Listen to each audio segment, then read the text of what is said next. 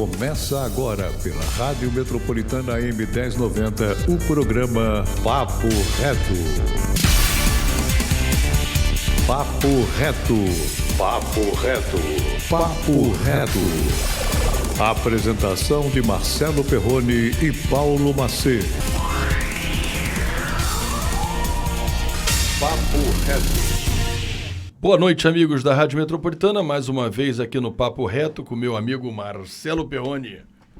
Oi, Paulo Macê, voltamos com o nosso Papo Reto, a terceira vez que estamos aqui, depois que a gente voltou, e hoje nós temos 3 pessoas são pré-candidatas e vão pensar no que a gente vai conversar hoje, o que eles acham que precisa mudar no Rio, no Brasil.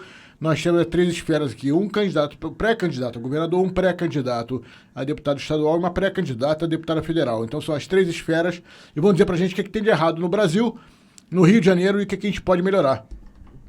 É isso, vamos começar aqui, primeiro dando uma boa noite para os 3. Carol Esponza, tudo bom? Tudo bom, boa noite, uma honra estar aqui. Tudo bom, Rafael Hatabi. Olá, boa noite. E Paulo Ganimi. Olá, tudo bem, pessoal? Vocês que estão em casa ouvindo a gente, obrigado também, Marcelo e Paulo, pelo convite. Muito bom. Eu queria primeiro começar com a dama aqui, que é sempre primeiro as damas devem falar primeiro, né? Eu queria saber, Carol, como é que é a sua vida, o que você tem em relação ao Rio de Janeiro, qual é a sua profissão, o que você pensa do Rio, o que o Rio pode melhorar? Bom, na tua cabeça, né? Vamos pensar aí. Bom, primeiro de tudo, eu sou a mãe do João, mãe da Gabriela, o João de 5 anos, a Gabriela de 11 meses, estou com uma nenenzinha ainda, amamentando. Que maravilha. Sou advogada, sou formada em Direito pela PUC, tenho um mestrado em Políticas Públicas pela Hertie School of Governance na Alemanha, tenho uma pós-graduação em Escola Austríaca. E eu fui candidata em 2018 a deputada estadual, sou primeira suplente hoje aqui pelo Partido Novo, tive 17 mil votos, quase 17 mil votos em 2018. Estou aqui com esses meus 2 amigos, o Rafa também foi candidato em 2018, também competia comigo, mas a gente jogava junto ali. E o Paulo também, na época, foi candidato a deputado federal. E o Paulo, quando aceitou esse desafio, né, de vir para o cargo máximo ali do governo do estado, me jogou nessa. Então, a gente está aqui, nós 3, tentando, de fato, fazer alguma diferença pelo Rio e pelo Brasil. O que aprende como políticas públicas? Passa para o nosso ouvinte aí. O que a gente pode pensar de políticas públicas? Você sabe que isso era uma brincadeira que tinha no mestrado, né? Quando perguntavam como é o curso que você faz, né? Tipo, Master in Public Policy, mestrado em políticas públicas, whatever that is. Ou seja, que bicho é esse, né? Que ninguém nunca, nem ali dentro do mestrado com os professores, ninguém nunca conseguiu explicar muito bem.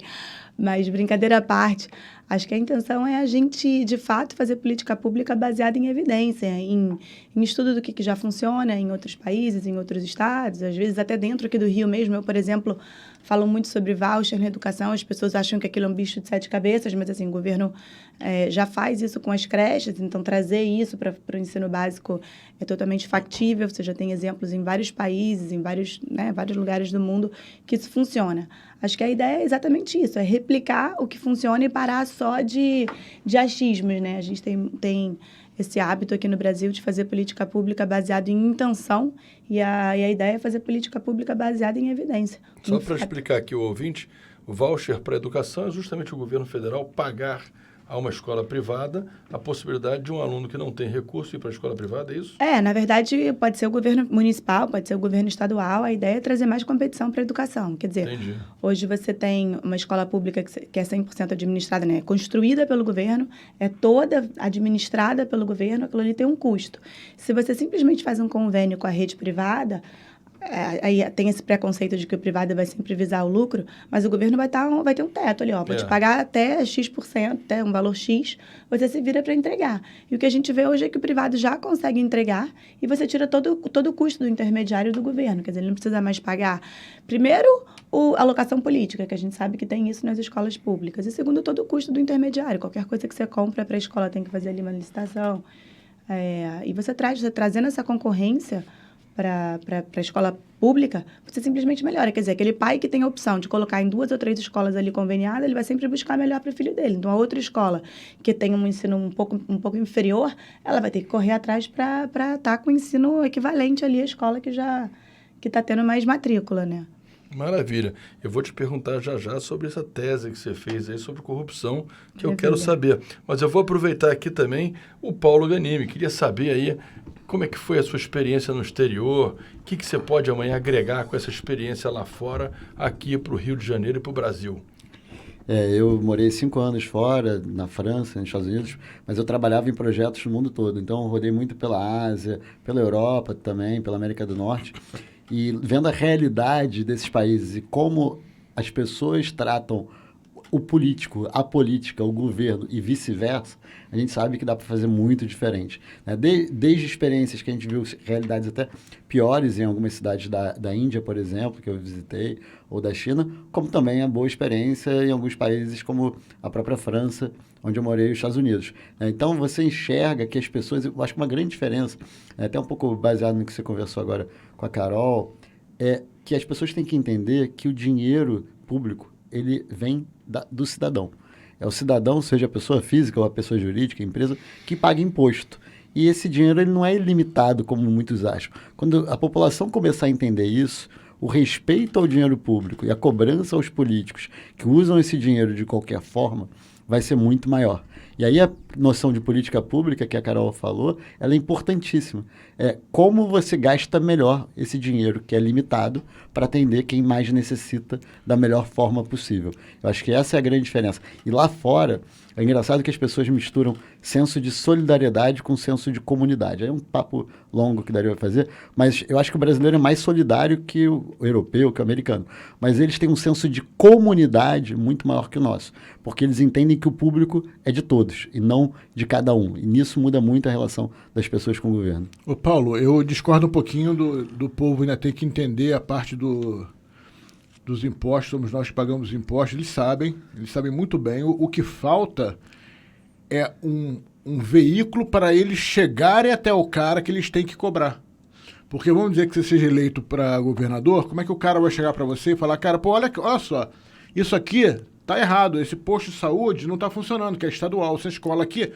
Como é que o cara vai chegar no Paulo Ganimbi e falar, meu irmão, olha aqui, a gente tá pagando imposto, isso aqui não funciona. O RJTV tinha aquele negócio lá, tem 20 anos que eu não vejo o Globo, mas eles tinha aquele negócio do povo na rua, não lembro que negócio que mostrava lá a cidade, alguma coisa lá, essa rua aqui prometeram que ia ser asfaltada, esse buraco aqui, a gente trouxe o secretário de obras aqui, ele prometeu, até agora não...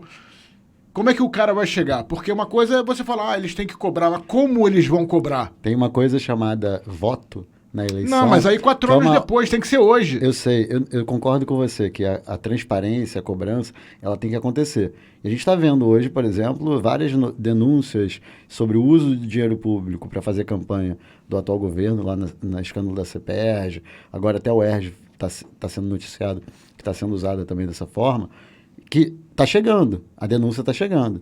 E como é que o cidadão vai lidar com isso nas urnas? A urna, eu concordo que a transparência, o acesso à informação e a cobrança, ele tem que acontecer no dia a dia. Mas a transparência, o povão não vê a transparência, cara. O povão não vai procurar lá o dinheiro que entrou da taxa do incêndio, para onde é que foi? Não vai, cara. Mas não vai, tem que ter um canal para mostrar, olha aqui, cara, tem isso aqui. Mas qual é o canal? Como é que aí faz isso? São os governos que têm que colocar. Eles têm que expor a transparência, botar pro povo. Olha aqui, gente, tem aqui, sei lá, pega uma vez por semana, todos os canais, vamos fechar todo, sei lá, de manhã, de tarde. Ô Marcelo, eu faço divulgação do meu mandato. Eu, inclusive, recebi de um portal, né, de integridade o selo de transparência. Eu mostro isso tudo. Todo mês eu divulgo quanto eu gastei, quanto eu não gastei, com o que eu gastei, faço isso para o meu mandato. A Câmara, inclusive, dos Deputados é um dos órgãos públicos mais transparentes com relação a isso. A informação está lá. E eu boto na minha rede, mas se você quiser ir atrás da informação de qualquer deputado do Brasil, você consegue. Deputado federal, tá? As assembleias legislativas estaduais não são a mesma coisa. Mas, mesmo assim, as pessoas, está lá, está divulgado, está disponível, está na internet, você tem razão, mas as pessoas não cobram. Por quê? O meu ponto, quando eu estava falando que as pessoas precisam entender que o dinheiro público ele não nasce em árvore, ele sai do nosso bolso, você até sabe que você paga imposto. Só que muita gente acha que esse dinheiro ele é muito grande e é ilimitado.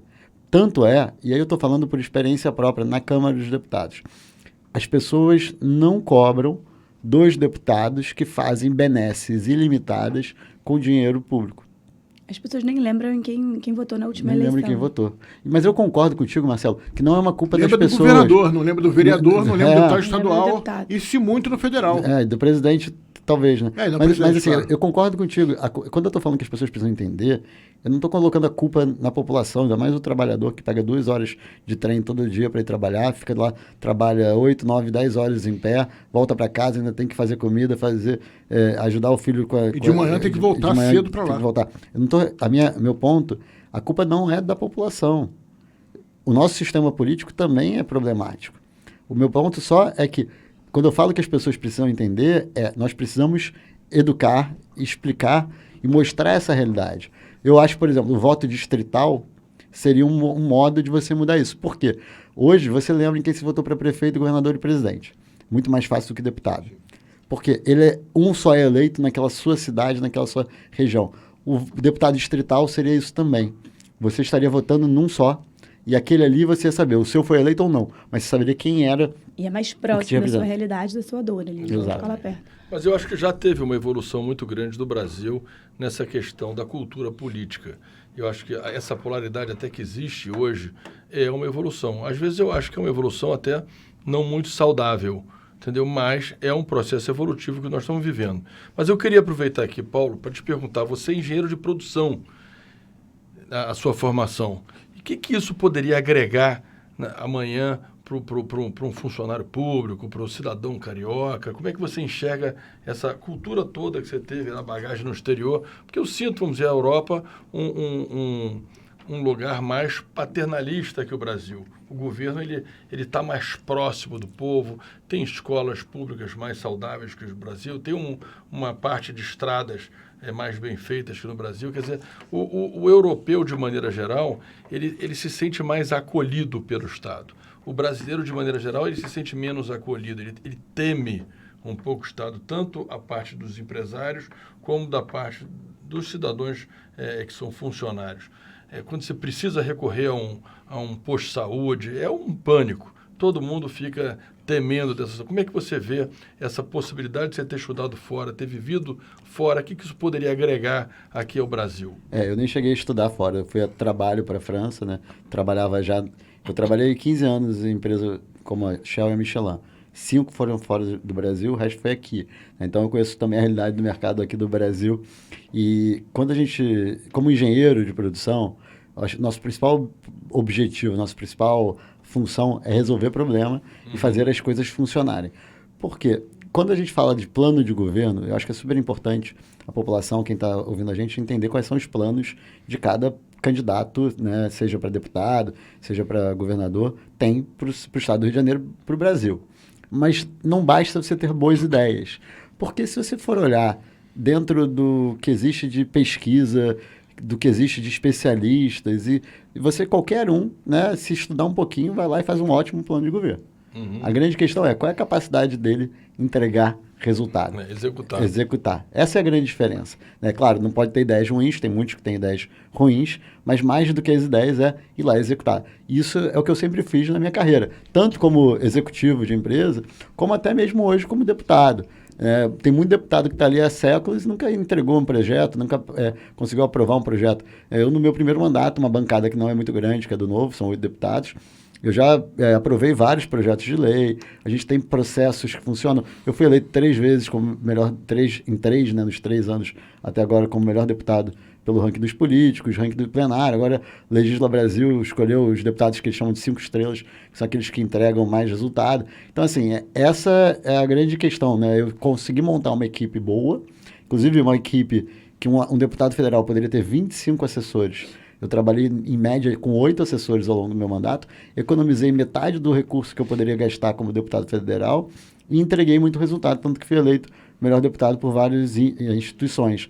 Então, eu acho que é essa a grande capacidade. Eu, como engenheiro, ou mais, não só engenheiro, né, mas assim, pessoa que trabalha e entrega resultado, consegue fazer diferença onde estiver. Isso foi o que eu fiz como executivo, tanto que fui para fora, tive uma experiência internacional, como também como deputado federal nesses quase 4 anos de mandato. E a mentalidade, você falou, né? Tem gente que não entrega, ainda tem aquela gente que tem aquela mentalidade de o que eu vou ganhar se eu fizer isso aqui? como é que eu vou poder morder um pouquinho para mim para botar isso para frente? Como é que esse projeto aqui vai me dar alguma coisa? O cara não está pensando se vai funcionar, se vai ajudar, se é necessário naquela área. Ele quer saber o projeto que ele vai poder morder um pouquinho. Essa mentalidade que a gente está tentando limpar, você falou que não tem mentalidade de corrupção no Brasil, que agora estão pensando só em economia. A economia hoje está mais em alta no assunto, porque a gente teve uma pandemia gigantesca que muita gente ficou sem trabalhar e sem dinheiro para comer. Né? Eu fui contra todo esse fechamento no mundo inteiro, que não adiantou de nada. O Eduardo Paes fez uns absurdos aí. As pessoas não podem ir para a praia. Como é que o cara que vende mate vai ganhar dinheiro? Como é que o cara que tem aquela barraquinha ali para vender coco e etc, vai ganhar dinheiro? Como? Com 60 das pratas do governo? Por favor, né? E agredindo pessoas na praia. Eu fui agredido na praia porque estava pedalando sem máscara.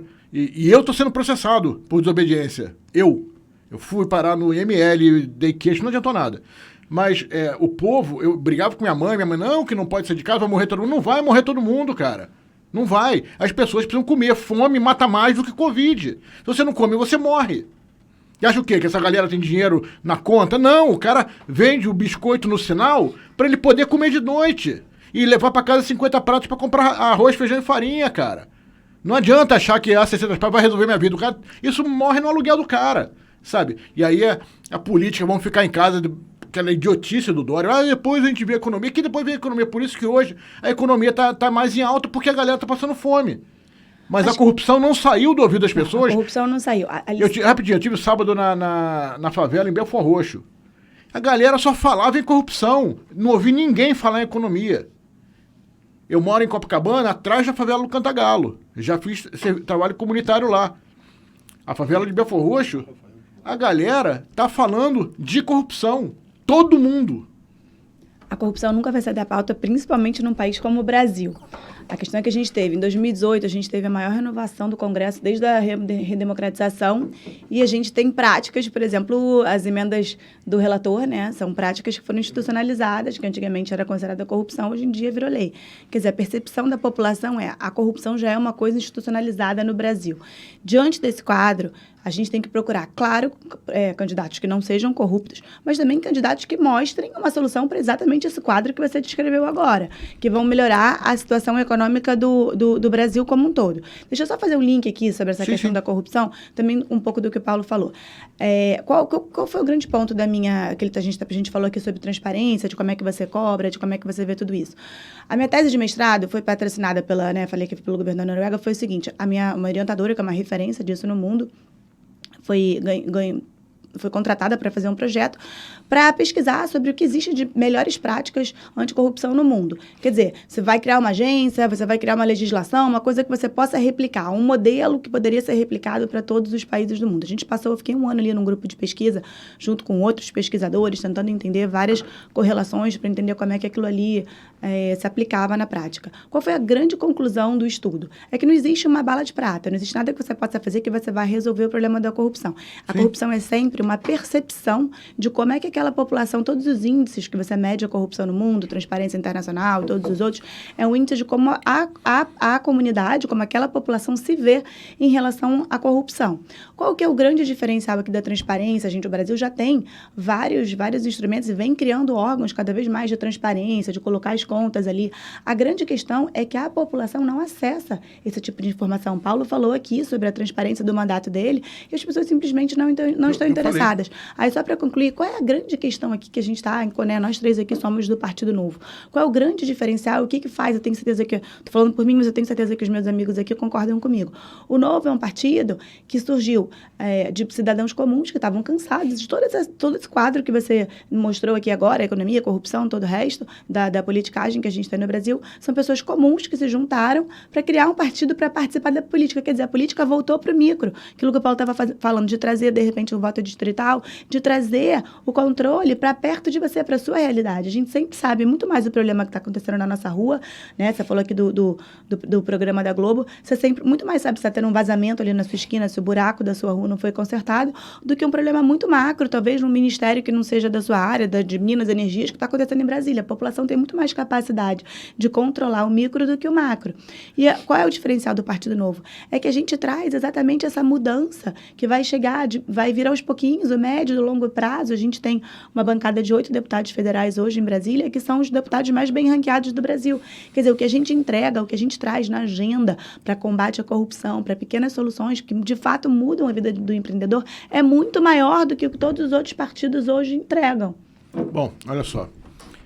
Você não pode, essa bala de prata que você falou, não adianta porque você não pode empregar um método no mundo inteiro. Com certeza. Porque a mentalidade é diferente. Você pega na China, é impossível que vai funcionar o que funcionaria no Brasil, o que funciona na Noruega, que é um dos países menos corruptos do mundo, mas a mentalidade da Noruega é completamente diferente, o povo é diferente, a cultura é diferente. Aí você vai para a África, onde os europeus chegaram lá, pegaram um monte de tribos, separaram em países e falaram, agora vocês vão fazer o nosso sistema. Não dá, eu conheço africanos que falam, meu irmão, não dá. A galera tem mentalidade de tribo. Sim. Sabe? E aí vê o cara que é da tribo XKZ, mas eu sou da YAB, eu vou matar você, porque você matou meu tio.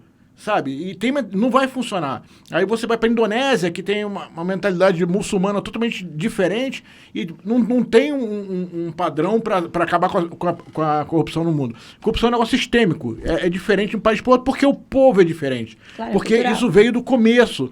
Isso veio de percepção, isso veio da escola. Aqui, quando você tem uma infância que já é baseada, vamos pegar um atestado falso para você poder jogar bola amanhã, sabe, com teu tio que é médico, como eu já fiz várias vezes, já achava normal. E aí depois você vai escalando isso. Agora o negócio que você falou dele, deputado, tá ranqueado, etc. Quantos deputados você conhece que vão querer cortar a própria gordura?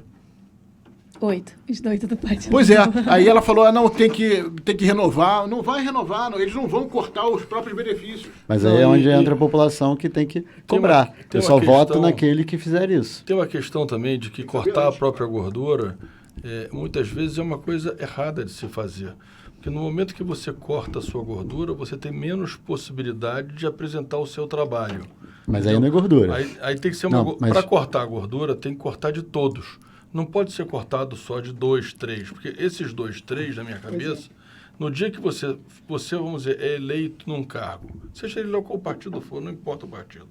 Se você tem a possibilidade de ter 20 pessoas trabalhando para você e você fala, não há necessidade de 20, eu vou ter só 5, a possibilidade de você apresentar um trabalho com 5 é muito menor do que se você tiver gestão em cima de 20. Mas aí é o exemplo que eu dei, que eu falei.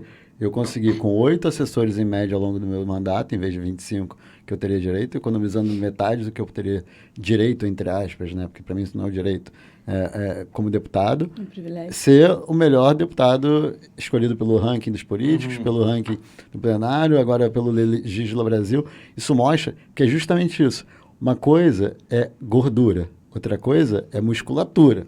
Eu não estou cortando a musculatura que me permite fazer um mandato melhor. Tanto que eu tenho assessor. Entendi. Eu tenho bons assessores. Só que eu não preciso de 25. Eu poderia estar usando os outros 17 que eu não uso para fazer campanha, para fazer política. Isso eu acho errado. Aí, claro, se eu estivesse economizando 100%, muita gente já me perguntou isso. Mas você economiza metade, por que você não economiza 100%? Aí eu estaria fazendo o que você falou. Aí eu não estaria entregando resultado nenhum. Entendi. Porque sem um assessor legislativo, alguém que me ajuda a analisar os projetos de lei, a propor projetos bem feitos, a fazer a comunicação, aí eu não entregaria resultado nenhum. Então, o que eu estou dizendo é que dá para entregar resultado cortando a gordura e não a musculatura. É a mesma coisa com o Estado. Quando a gente defende um Estado mais eficiente, não é um Estado zerado, não é zero de Estado para entregar saúde, educação para as pessoas. É um Estado que respeita o dinheiro do cidadão. Entendi. Deixa eu aproveitar também aqui, nós temos aqui o Rafael Rattab, que é um atleta, né? Estou sentindo aqui só pelo físico dele que a gente está lidando aqui com um atleta. É natação o esporte, né? Sim, boa noite, ouvinte. Boa noite. Boa noite, Paulo, Marcelo, obrigado pela oportunidade. Sim, fui atleta e o esporte mudou a minha vida, né? Eu estudava num colégio público e mudei para particular e fui atleta, sou recordista de natação. O físico não é mais igual o de antigamente, né? Eu era um garoto. Mas você está com quantos anos? Desculpa te 31. perguntar. Pô, tá excelente, tá tudo bem. Eu tô com 54, tô com umas gordurinhas aqui, tem que Não, tá bem demais. E o que eu tô achando legal, assim, da conversa, e vai muito de encontro ao que eu vivi, que é na questão da execução, né? Quer dizer, de dar o resultado. foi o que eu fiz. Eu comecei a minha trajetória profissional carregando caixa no Ceasa. Em 2 anos eu já tinha uma frota. Tive um acidente de moto e quebrei. Mas como um bom brasileiro, né, a gente não desiste. Eu entrei na faculdade de administração, estagiário numa construtora. Em 4 anos eu já era diretor. Fui o diretor mais jovem da construção civil aqui no Rio. Hoje, aproveitei esse momento de incertezas e de pessoas com um cenário desfavorável, né, nessa pandemia, devido às políticas públicas de fecha tudo, e gerei bastante emprego. Vi em algumas oportunidades, hoje tem uma rede de padarias, e estou aqui justamente nessa empreitada de querer melhorar o Rio, levando os bons resultados da iniciativa privada, de alguém que começou do zero, carregando caixa no Ceasa, e que hoje tem uma empresa estruturada, tem pessoas que dependem ali do sucesso do negócio para levar o seu alimento para dentro de casa. E que se a gente tivesse uma política mais favorável, mais pessoas poderiam trilhar uma história de geração de emprego. Porque quando a gente fala assim de gerar emprego, a gente não está falando só da Coca-Cola lá, que é grandona. Não, pelo contrário. Gerar emprego é o cara que saiu de casa cedo, montou ali a barraquinha de cachorro-quente, de hambúrguer, e esse cara com o sucesso... O autônomo. Ele está ali deixando de ser um peso para o Estado e está empreendendo. Esse cara é um herói, porque ele vai tirar um outro cara que está na rua e falar assim, pô, meu amigo, toma aqui uma diária, me ajuda a limpar aqui as mesas. Aí a mesa dele tá limpa e o produto dele é bom. Aí ele vai e contrata um cara para servir. Quer dizer, ele era um peso para o Estado e hoje em dia são 3 pessoas trabalhando. Ele, o cara que está limpando, o outro que está entregando. E aí paga imposto. E ele começa a pagar imposto. E aí começa a girar a roda. Quer dizer, é isso que a gente tem que fomentar. É isso. Essa é a diferença Aí eu vou entrar na esquerda e direita, que a esquerda não entende isso. Eles querem colocar todo mundo nas costas do Estado, seja funcionário público ou assistencialismo. É tudo em cima do Estado, o Estado forte, o Estado manda. Acaba que chega num ponto que o Estado começa a desmoronar. E aí vem o quê? Vem a opressão. É porque a gente tem que deixar muito claro, e aí acho que foi isso que o Paulo falou muito bem dito aqui, que o Estado ele não tem uma máquina gerando dinheiro. Isso não existe. A máquina é o povo. A máquina somos nós, exatamente. Somos nós que estamos ali pagando para o governo. E aí o governo administra o nosso dinheiro da pior forma possível, porque quando eu vejo um funcionário público cansado, te tratando mal, isso é revoltante. Eu não estou dizendo aqui que todos são ruins, não. Tem muita gente no serviço público, nota 10. E esse cara, inclusive, o sistema faz mal para ele, porque ele é nota 10, mas ele podia ser nota 100. Só que aí ele olha para o colega do lado dele e o cara não está ali dando o melhor dele. Então, não há meritocracia no sistema público. Esse é um grande fator... divisor de águas. E não há muita fiscalização. Você faz a panelinha lá dentro, você vai uma vez por semana. Pois é. Uma vez por semana. Né, aí ninguém te denuncia porque você não aparece. Aí outro cara faz a mesma coisa. Aí vira aquela manga podre que apodrece a cesta inteira. Pois é. Então a gente tem que ter um sistema transparente para que a gente dê a meritocracia para quem merece e puna quem também merece ser punido. E aí quem vai se beneficiar com isso somos nós, o povo, que paga essa conta no final do dia. Mas diferente da iniciativa privada, que a gente acaba tendo uma ação, muitas vezes, que depende exclusivamente de nós, no público você acaba tendo que fazer um trabalho num colegiado. Você nunca trabalha sozinho na questão pública, né? O governador ele tem que se dar bem com a Assembleia Legislativa, porque as leis passam por ali, as normas passam por ali. Como é que você enxerga esse convívio, Paulo, amanhã, de um governador com uma Assembleia Legislativa com interesses completamente distintos na casa? Muitas vezes eu vou não só no Congresso Nacional, mas como aqui no Rio de Janeiro, e eu vejo às vezes uma pessoa no plenário falando, parece que está falando para ninguém, porque os interesses são completamente distintos ali. Entendeu? E às vezes você tem pessoas defendendo um setor, um outro lado defendendo um outro setor e nem querendo ouvir. Quer dizer, é uma dificuldade em alguns momentos, um avanço com tanta diferença ali dentro da casa. Como é que você enxerga, como é que é essa dificuldade na sua cabeça? O Rafael ele usou a palavra certa, que é a questão do incentivo. Todo mundo é baseado em incentivo. Na verdade, são duas coisas, incentivo e punição. Né? Acho que são as duas coisas que incentivam as pessoas. Seja a criança, seja no trabalho, seja qualquer coisa. A pessoa trabalha melhor porque ela tem incentivo. Pode ser um incentivo moral dela, né? Auto-incentivo de, eu quero entregar serviço porque eu gosto de trabalhar, gosto do que eu faço, tudo mais. Pode ser um incentivo financeiro, ou pode ser até o medo dela ser mandada embora, ou ser repreendida pelos outros. Isso vale em qualquer lugar, né? E isso que a gente tem que entender como as pessoas são movidas. E no serviço público, ou até mesmo na política, é um pouco parecido. Os deputados, e aí a minha experiência hoje como deputado federal me ajuda nisso, o que incentiva um deputado a votar a favor daquilo que você quer ou votar contra aquilo que você é contra, que é ruim para a população? Voto. Geralmente é voto. Claro que aí, para você conseguir voto, você tem várias formas de conseguir voto. Seja uma pauta que agrade a maioria da população e você poder jogar isso na rede social, seja porque você está agradando uma parte do eleitorado bem específica, né, que está tangenciando ali com o corporativismo, também dá voto, seja através da questão financeira, e eu não estou falando de corrupção, né, estou falando financeira assim, eu vou mandar recurso para o seu município, mandar recurso para o seu estado, para um projeto que você faz. Então, assim, você tem vários incentivos que fazem com que um parlamentar queira apoiar alguma ideia sua. E eu acho que é assim que você trabalha, de forma republicana e de forma legal, sempre dentro dos princípios e valores, né, que a gente tem, você saber o que eu vou incentivar. Então, eu vou dar um exemplo, né, que não é nada demais.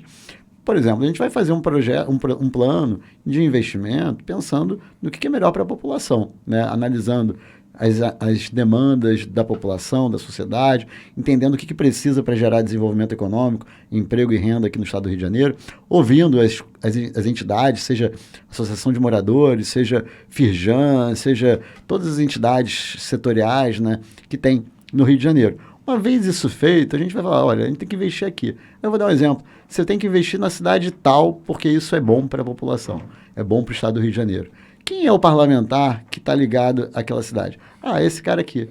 A gente não vai fazer um investimento por conta dele, mas ele pode ser um parceiro, Porta-voz. Um porta-voz daquilo ali, e aquilo ali é o incentivo que ele precisa para apoiar um projeto desse. Né? Você mudar a lógica. Hoje, você faz alguma coisa que não precisa para agradar um parlamentar, que, na verdade, se você estivesse fazendo algo que precisa e dando a ele o protagonismo daquilo ali, sendo porta-voz, você estaria agradando também.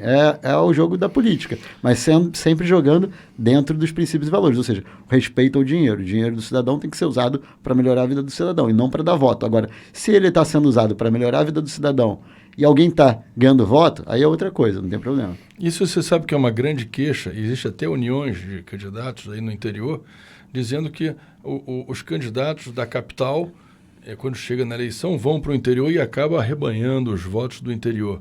E o interior não vota no interior, acaba votando nos candidatos da capital. Isso é uma queixa que tem. Eu queria colocar mais uma pergunta aqui que eu tenho feito a todas as pessoas, que desde que eu me entendo por gente, quer dizer, desde que eu me entendo na política, que vem desde 90, eu vejo que os governos têm uma mania de só fazer investimento próximo às campanhas, na população.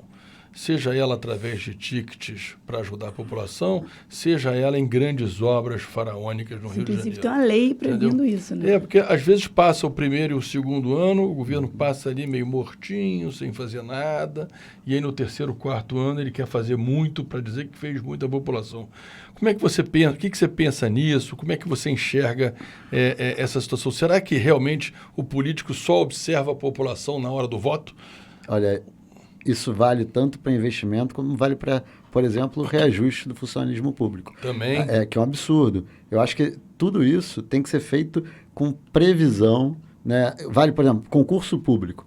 A gente tem aí uma carência de policial, por exemplo. Aí chega nas vésperas da eleição, vai lá e faz concurso para agradar quem quer. Não, o que a gente quer fazer é dar previsibilidade para tudo isso. Ter plano de investimento, ter reajuste, por exemplo. A gente não pode falar hoje, até por conta do nosso regime de recuperação fiscal, de chegar dando aumento para todo mundo de forma desordenada. Agora, a recomposição salarial, que é a questão da inflação, isso tem que ser feito todo ano. Você não pode esperar estourar, fica 10 anos, 4 anos, 5 anos sem reajuste, chega na véspera da eleição e dá aumento. Então, assim, isso é um compromisso que a gente tem de trabalhar com essa questão de investimento, de reajuste, de tudo que é melhoria para as categorias, para a população de maneira geral, fazer isso de forma planejada e sistemática, e não concentrando isso, porque uma vez que você faz isso, você tira toda a pressão eleitoral desse tema e você não deixa mais que o próximo governador, porque eu não vou ficar ali para sempre, né? Então, que eu fique 4, 8 anos, né, que seja, mas você vai ter uma hora que você vai sair. E aí você tem que garantir que aquela prática ficou instalada e que ninguém vai mais conseguir mudar. Por quê? Porque vai ser ao contrário. O governador que der aumento em cima da eleição, ele não vai ser o bonzinho, não. Ele vai ser o mau, que deixou de dar aumento todo ano como tinha que dar, que deixou de investir como tinha que investir, que deixou o hospital ser sucateado, como a gente vem vendo isso hoje no Rio de Janeiro. Então, quando você muda a lógica e dá previsibilidade, organização, planejamento e faz isso de forma como se fosse o normal é fazer o serviço público funcionar. As estradas que estão esburacadas têm que funcionar. Você não pode deixar ficar totalmente esburacada e chega lá perto da eleição, faz uma grande obra para resolver o problema. Ao contrário, quando isso acontecer, a população vai cobrar. Esse cara aqui deixou esburacar e não vai ficar feliz aquele que resolveu o problema do buraco. Ainda tem o problema da impunidade, né? Do cara que fez a obra e deixou a obra parar no meio, aí depois ele recomeça com outra construtora, porque a outra construtora vai dar um qualquer aqui do lado, e aí o cara... O problema, cara, olha só, nosso funcionalismo ganha bem, dependendo do nível, lógico. O professor está ganhando muito mal, não sei quanto ganha o médico, mas não deve ser tão mal assim, mas o professor está muito mal pago, muito mal pago. Temos que começar por baixo, melhorando o povo, parar com esse negócio de acabar com a autoridade do professor na sala, que toma um tapa na cara, não pode reclamar, aí reclama com os pais entram com processo contra a escola, sabe? Tem que voltar a autoridade, tem que voltar o patriotismo, porque ninguém tá ligando pro país, tem que parar com esse negócio tem que ver a coletividade, sabe? Acabar com esse individualismo, só eu que interesso, porque mamãe sempre falou que eu sou o bom, então eu sou o bom. Professor, vai para, né, e dá um tapa, um tiro, etc. Tem que começar por baixo. O Brasil só melhora quando o povo melhorar. E eu vejo um povo muito ruim. Eu vejo um pessoal que eu falo, cara, isso não tem jeito. Essa gente não tem jeito. Só a próxima geração. Sabe? É o filho dessa pessoa aqui, que está com 1 ano, que tem que começar a tratar aquilo para melhorar ali na frente. Né? Porque senão, a mulher tem 17 filhos, 3 morreram de tiro ou de overdose, não sei o quê, sobraram X. Aí fica nas costas do governo, Bolsa Família, não sei o quê, a mulher larga na rua e já vê uma mulher grávida com o filho no colo, cheirando cocaína na minha frente na favela. Ó, eu concordo 100% e vou um pouco além. Você acha que os que estão lá hoje vão atuar em causa própria ou em causa da população? A gente vê aí o nosso STF votando o aumento do próprio salário. Mas isso é lindo. Eu dou o meu aumento para mim. Pois é. Então, isso não vai acontecer. E é por isso que a gente está aqui. Por quê? Nós temos que levar pessoas que não dependem da política, que tiveram bons resultados na iniciativa privada e querem apresentar isso dentro da política, já entrando com uma ótica de não dever nada para ninguém, não utilizar dinheiro público para fazer campanha, porque é muito lindo a gente falar, eu vou mudar, eu vou fazer, vou acontecer, e não estou dando... Não, é possível. Não é possível. Ó, a gente campanha é um negócio que custa muito caro. Ó, a gente tem um exemplo aqui do Paulo Ganimi, que na primeira eleição dele, ele foi eleito sem utilizar nenhum centavo de dinheiro público. A gente tem da Carol, que fez 17 mil votos, gastando 20 mil reais. Eu fiz 6 mil votos aproximadamente e também gastei 20 mil reais. Então, assim, dá para fazer sim, mas... Para isso, a gente precisa que pessoas do bem... Você foi eleito? Se engajem. Eu fui. O Paulo foi. Eu sei, mas aí você pega 100 e bota... Não tem problema, mas essa eleição... mas nessa eleição, eu vou ser eleito e sem utilizar nenhum centavo público e vou além. Não vou utilizar, não é porque eu não tenho acesso, porque eu recebi proposta para ir para outros partidos. Eu não vou utilizar porque eu não acho que faça sentido nenhum eu tirar o dinheiro da saúde, da educação... para fazer santinho pro político. Você quer ser político? Pô, bacana, pega do teu bolso e paga e vai lá. Junta teus amigos, convoca a tua equipe e faz um bom trabalho. É igual quando eu quis abrir a minha padaria, que eu abri na crise, que tenho mais de 40 funcionários nessa loja. Eu peguei o dinheiro do meu bolso, em meio à crise absurda que a gente viveu, eu expus no meu capital Mas o para fazer um o projeto. pão era essencial. Aham. E a política não é? Não. O pão era essencial, não fechou. Que no momento em que a gente estava com tudo a loja de fechado... roupa fechou. Sim, E aí o moleque vende roupa que ganha comissão, ficou sem grana. sim, meu faturamento caiu 80%. Sim. Mas E por quê? eu, inclusive, enquanto padaria, eu, por ser um bem social, eu paguei para trabalhar. Porque era mais barato eu ter fechado. As pessoas Porque, pararam de comprar pão? claro. Você acordava às 6 horas da manhã e tomava um café da manhã, ou você acordava um pouquinho mais tarde porque não tinha que ir trabalhar? Cara, eu comprei As ruas pão estavam igualzinho. vazias. Não, a pessoa acorda às 6 horas da manhã, ela passa na padaria, toma um pão, come um pão na chapa e toma um café. Isso não acontecia mais, porque ninguém estava indo trabalhar. Você faz o café em casa. Você não toma o café da manhã, você Sim, o acorda... presencial você não tem mais, mas as pessoas comprando pão levando para casa ainda tinha. O presencial Não, que é mais, que gera mais lucro. Não. Pelo contrário, as pessoas reduziram tudo. Reduziram os custos, reduziram tudo. Você não saía de casa. Então você acordava um pouquinho mais tarde, você já pulava uma refeição. E também não fazia sentido. O cafezinho ali da manhã cedo e tal. O extra da padaria. E saindo da escola, as escolas E fechadas. você acha que esse ano renova bastante? Não só a Câmara aqui no Rio, como dá uma ideia, o que você acha lá de Brasília? Eu acho que mais importante do que renovar é renovar com qualidade. Você Sim. tem que entender quem é a pessoa que você vai votar. O que essa pessoa deu de resultado. Sabe qual é a diferença de hoje? Eu estava falando com o pessoal na favela em Belfor Roxo, eu falei, hoje o político tem que entender que ele tem que se vender com qualidade, Claro. com uma diferença da política antiga e falar, eu sou bom por isso, porque até pouco tempo atrás, não, olha, vota em mim porque ele é pior. Exato. Eu não sou lá grande coisa, mas ele é pior. Às vezes nem é verdade. Esse discurso não pode colar mais. Mas era o discurso antigo. Eu conversei com um cara lá na favela, eu falei, cara, olha, mudou a mentalidade do povo e os políticos têm que entender isso. Tem que mostrar serviço, mostrar qualidade e competência. Não adianta, não, eu sou melhor, eu sou menos pior. Ó, eu tenho muito orgulho do time que está aqui, porque são pessoas que deram muito resultado na iniciativa privada, não dependem da política e estão se dedicando por um Rio de Janeiro melhor, por um Brasil mais próspero.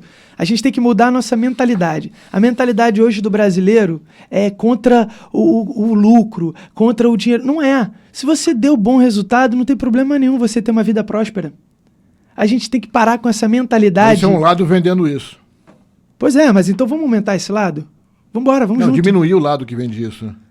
Não, aumentar o lado de que A meritocracia, é bom fazer o bem, é bom dar bons resultados. Eu comecei carregando caixa. Recompensas pelo... É bom você Recompensa trabalhar. pelo seu trabalho. Hoje a gente está numa geração chata, né? Um mimimi danado. Você não pode falar nada que você já é cancelado na internet, né? Porque hoje eles vendem tudo pelo sentimento, cara.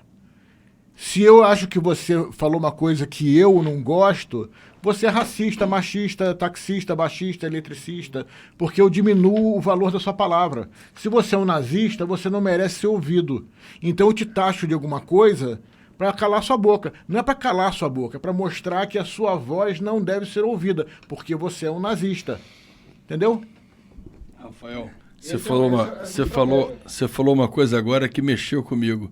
Eu adoro a minha geração, que eu vivi várias coisas, eu fiz algumas coisas malucas até na minha vida e não tinha esse negócio de me expor na internet. Hoje em dia realmente você não pode fazer mais nada, né? Tudo que você faz tem a possibilidade de te queimarem, de te excluírem, quer dizer, amigos, eu vejo isso na sociedade, várias pessoas, às vezes por um errinho, às vezes bobo, infantil, são excluídas, entendeu? Completamente, quer dizer, é um negócio muito perigoso hoje. A internet, ela tem essa coisa maravilhosa de poder dar a todos nós o direito da voz, mas também tem esse problema gigante de qualquer deslize, você está Rapidamente excluído, quer dizer, eu acho isso bacana. Eu queria que você falasse um pouco da tua história da natação, porque eu acho o esporte uma coisa tão fundamental na vida da pessoa, eu acho que ela tira a pessoa tanto de drogas e traz a pessoa para conceitos maravilhosos. O que isso acrescentou na tua vida? O que você pode dar para o ouvinte aí? Repara que eu fico arrepiado de me lembrar, porque a natação, assim como todos os esportes, né, ela ensina disciplina, regra, hierarquia, fazer o que tem que ser feito independente de, não, hoje eu não acordei motivado. A motivação, ela não existe. A motivação é teu pior inimigo, né? Você tem que ter disciplina. Ninguém acorda todo dia motivado, ninguém acorda todo Não dia dá, né? quando tá chovendo, Feliz friozinho. da vida, né? Você não quer ir, mas você tem que ir. Então o esporte ensina isso. E eu com 14 anos foi bem legal, porque a natação é um esporte que você tem que pagar para competir, né? Você treina e as competições elas são pagas. E eu não tinha dinheiro na época. E aí eu com 14 anos botei meus índices embaixo Nadou aonde, hein? Só pra gente saber. de Jean Madruga, Onde é que é isso? no Recreio. Eu nadava na freguesia, em Jacarepaguá, e o clube era no Recreio. Já nadei bastante no Flamengo, já nadei bastante no Olaria. Inclusive, o recorde que eu bati foi no Flamengo. Maravilha. Bem legal. E aí, eu botei meus índices embaixo do braço e fui batendo de porta em porta buscando um patrocínio. E aí, com 14 anos, eu consegui um patrocínio. Muito bacana. E logo em seguida, eu consegui esse mesmo patrocínio para toda a minha equipe. Foi muito legal. A gente, inclusive, mudou de piscina.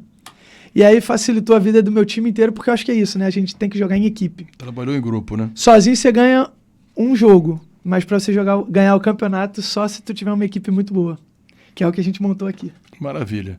Então, vamos dar uma pausazinha para os nossos anúncios aí e já a gente volta aqui de novo. Muito mais som, muito mais alcance. Esta é a Metropolitana. Você pode sintonizar a qualquer hora, em qualquer lugar. Boa tarde, você está na Metropolitana AM 1090. Eu queria aqui agradecer a presença dos três e pedir a cada um que fale um pouco de si e deixar aqui as considerações finais. Vou começar pelo Paulo, que comece aí falando, por favor. Agradecer mais uma vez aqui o espaço. Obrigado, Paulo. Obrigado, Marcelo. Meu xará.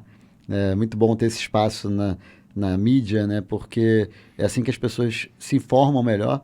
Como o próprio Marcelo falou, né? Tem que estar disponível, tem que estar acessível para as pessoas se conhecerem. E esse é um momento muito importante para a população. Falta pouco tempo até as eleições. E o que eu peço para cada um que tá ouvindo a gente, que está assistindo a gente pelas redes sociais, é justamente buscar informação. Ouvir tanto o que pensam os candidatos, como também a história de cada um, né? Não adianta também só ficar aqui tentando falar de ideias, se muitos deles estão falando de coisas que nunca foram, ou estão associados a pessoas que sempre fizeram tudo de errado, ou colocaram o Rio de Janeiro e o Brasil na situação que está. Então, é muito importante não só buscar a informação presente, né? Não só a foto da atual realidade, mas também o filme, né, do passado, e também o que a gente espera do futuro. E esse é um momento muito importante para o Rio de Janeiro, para o Brasil. A gente vem aí de 5 governadores que foram presos, um 6º que sofreu impeachment. Essa é a atual foto do Rio de Janeiro, olhando para trás. E que a gente E vai se candidatar de novo. Ainda tem isso, né? Um deles que sofreu impeachment, quase que o outro também que foi preso também queria se candidatar, né? Então, assim, a gente está num momento em que, se as pessoas não acordarem e não falarem, cara, não dá para aceitar mais isso, os mesmos grupos, porque se a gente tem 5 governadores presos e um 6º que sofreu impeachment, não é só o cara que está ali em cima que está sendo o problema, é um sistema todo. E a gente precisa mudar o sistema. E a gente não vai mudar o sistema com aquele que está pedindo voto, indo para a campanha, estando junto com os mesmos que foram responsáveis por aqueles que botaram na prisão ou fizeram impeachment dos governadores. Então a gente tem que mudar essa realidade, né? E o momento é agora. É a velha farinha no mesmo saco, né? Exatamente. Bom, eu queria agradecer a presença do Paulo aqui, passar aqui ao Rafael aqui, que dê as suas considerações finais aí. Bom, muito obrigado para você que ficou aqui conosco até agora. Obrigado à Rede Metropolitana, Paulo, Marcelo, pela oportunidade, que inclusive é a primeira vez que eu falo numa rádio. Estou bem feliz. Que seja a primeira de várias, né? De muitas. E o que eu quero dizer para você que está nos ouvindo é o seguinte: a gente tem a oportunidade, dia 2 de outubro, de fazer a diferença. Então, avalie a pessoa que você vai votar. Olha os resultados que ela deu ao longo da vida, ao longo da carreira. Eu sou um cara que comecei carregando caixa no Ceasa, hoje tenho uma rede de padaria e tenho bastante resultado para apresentar. Quero levar isso para dentro da política, porque acho que a gente está precisando. Levar um ambiente transparente, facilitar o nosso mundo dos negócios. tratar a segurança pública como algo muito importante. E isso Sem vida não adianta nada ter economia boa. Não adianta. Você tomar um tiro na esquina, o que adianta? A economia tá ótima. A gente perdeu o direito de ir e vir. Eu fiz um vídeo recente dizendo que a gente tem 3 possibilidades. Ou já foi assaltado, ou quase já foi e conhece alguém que foi, ou não sai de casa por medo. Olha que absurdo o cenário que a gente está vivendo. E aí não importa de qual é a sua região. Pode ser dentro de uma comunidade ou pode ser na área mais nobre do Rio de Janeiro. Quanta gente morrendo na esquina porque tá entrando na garagem do carro. Pois é. Com o carro, com a moto. E isso não que seja uma coisa fácil de resolver, mas dá para resolver.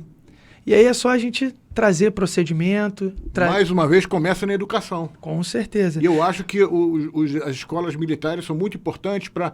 Não para qualquer um, ou eu quero botar, mas também para colocar pessoas que têm um certo problema, que os professores identificam essa pessoa que vai dar problema no futuro. E deveria já começar um respeito à autoridade numa escola militar, para você consertar esse cara para lá na frente não fazer besteira. A gente tem que falar das escolas técnicas, mas até para falar de educação, a segurança está em primeiro lugar, porque 72% das escolas em 2019, tiveram suas aulas interrompidas em algum momento por conta de tiroteio. Olha que surreal.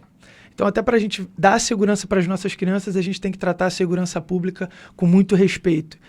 E eu vim para esse cenário muito por conta do time. Quando o Paulo conversou comigo, dizendo que estava pensando, eu falei, cara, se você vier, eu venho contigo, porque a gente precisa de pessoas sérias no negócio. Não adianta você fazer um trabalho sério e ter alguém que está perto de você ou que o teu resultado está atrelado a ele e que não trata de um negócio sério. Então, estou muito confortável de falar desse assunto, porque eu sei que meu time é muito sério. E agora eu vou passar a palavra aqui para a Carol. Exatamente. Agora vamos lá, Carol. A dama da mesa. Bom, gente, mais uma vez agradecer aqui a oportunidade de estar falando aqui na rádio com vocês. Acho que o Paulo e o Rafa já resumiram bastante o momento que a gente está, mas a gente hoje falou muito do custo de uma campanha política. Então, eu queria puxar aqui a sardinha para a campanha política do Partido Novo, né? A gente não usa dinheiro público, a gente faz processo seletivo, todo mundo que está aqui passou por provas, por uma avaliação criteriosa, todo mundo aqui é ficha limpa. E eu falei bastante aqui do quanto o Novo ele é um projeto coletivo, quanto é que é o cidadão comum se engajando. Então, como é que a gente faz? Como é que a gente replica? Enquanto todos os outros candidatos dos outros partidos estão ali botando bastante dinheiro em impulsionamento, bastante dinheiro em rede social, bastante dinheiro em panfleteiro na rua, vai estar sujando as ruas bastante com aquela equipe gigantesca de... Primeiro, cabo eleitoral, né? A Paula falou também sobre as pessoas que ficam alocadas ali no gabinete simplesmente para ser cabo eleitoral. A gente conta com o boca a boca. A gente conta com entrar na nossa rede social, ver as nossas ideias, se curtir, compartilha, comenta, porque isso faz com que o próprio algoritmo ali leve a gente para mais gente e que as nossas ideias elas consigam chegar em mais pessoas. A gente só vai conseguir mudar a política se a população de fato se engajar e tiver mais presente, cobrando, participando. Quase todos os filiados, os voluntários, as pessoas do Partido Novo, é a gente mesmo que responde às nossas redes sociais e a gente mesmo que está ali tentando trazer a política para uma realidade mais próxima das pessoas. Eu queria agradecer aos três e sempre dizer ao ouvinte da Rádio Metropolitana que o interesse da Rádio Metropolitana é apresentar os candidatos, a população e, obviamente, é com o voto da população que vai se definir o futuro do Rio de Janeiro. A gente toda segunda-feira vai fazer esse trabalho aqui na Rádio Metropolitana, sempre trazendo aqui pessoas que possam se apresentar e falar dos seus projetos e a população é que vai dar o veredito final, é que vai dizer quem é que deve representá-los no futuro. Então eu queria agradecer muito a presença dos três, queria agradecer aqui a presença do Marcelo e até uma próxima oportunidade. Bom, gente, obrigado a vocês três, meu amigo Carlos Eduardo, que colocou eles em contato comigo. Quando começarmos semana que vem, que começarem as campanhas, a gente vai fazer uns debates aqui no outro estúdio, tudo bonitinho, filmado e ao vivo, talvez ao vivo, vamos discutir isso ainda. Então a gente queria convidar vocês já para os próximos debates, nós vamos colocar candidatos do mesmo cargo, de partidos diferentes aqui para um debate de ideias. Tô super muito obrigado a todos e uma boa noite. Muito obrigada, gente. Obrigado, boa noite.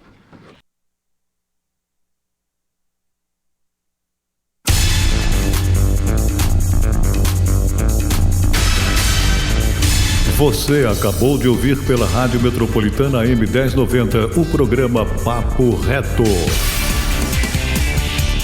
Apresentação de Marcelo Perrone e Paulo Macer.